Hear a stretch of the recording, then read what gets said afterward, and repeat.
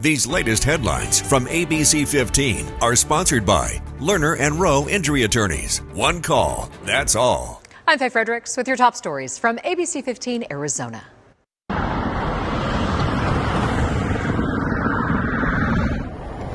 Following a deadly wrong-way crash on I-17 near Jefferson, that right there, the very moment a speeding driver was going down I-17 the wrong direction. That driver crashing just moments later.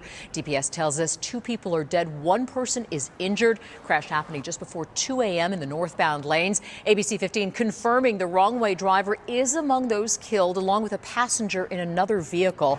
The interstate was closed for several hours. It is now back open. ABC15 following up on that deadly plane crash in Mesa earlier this week. The initial investigation expected to take several days. 5 people died Tuesday, including a 12-year-old boy. Crash happened near Falcon Field after a plane went off the runway and onto the road, hitting a car. Driver of that car died, as well as 4 people on the plane. ABC15 speaking with one woman who's working nearby and is still processing the shock. Everything was overwhelming. It was a shock. You know, I've never been so close to that type of smoke before, so it was just a shock. I can imagine. 1 person on board the plane survived and is in the hospital with burn injuries. The NTSB is among the agencies investigating the cause of the crash. Does your signature match what's on your early ballot? Maricopa County Recorder's Office taking action to correct any issues during the signature verification process. The office posting on X that their team will reach out to voters if they find any issues. Remember, you can always check the status of your ballot in real time at BeBallotReady.com. To the fate of another proposition on the ballot, Prop 312 appears to be headed for approval here in Arizona. It would allow property owners to apply for a property tax refund from their city if leaders fail to enforce public nuisance laws. Prop 312 followed the struggle of many business owners near the homeless encampment west of downtown Phoenix that became known as the Zone. A judge ordered that area cleared out last year. Opponents of the measure call the proposition distressing. Essentially what this does is it reduces dollars flowing into cities that would otherwise be used to address the problems. What is your response to that? I would say that that is categorically false. And we know that because the refunds that would come under Prop 312 would come out of the municipality's state shared revenue. Supporters of Prop 312 tell ABC15 that it would not impact any of the funding already appropriated to address homelessness. The Arizona Housing Coalition disagrees. They say they're now focused on identifying legislation to help reduce homelessness.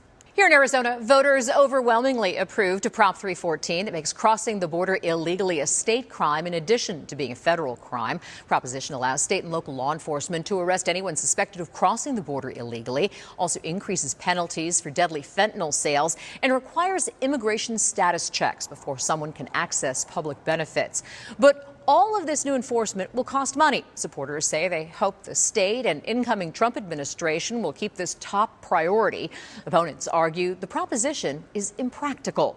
If you have something on the ballot and voters overwhelmingly approve it, then the government, the elected leaders need to deliver. So it puts me in this odd position where there's tension between me and the local community. And the local community members might be afraid to call the sheriff's office or the police department for help because there's this sort of feeling of animosity that us against them.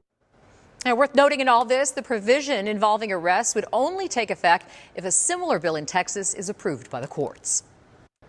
What could be better than welcoming the holiday season by spending some time in the snow? The Arizona Snow Bowl is preparing to open tomorrow, its earliest opening ever.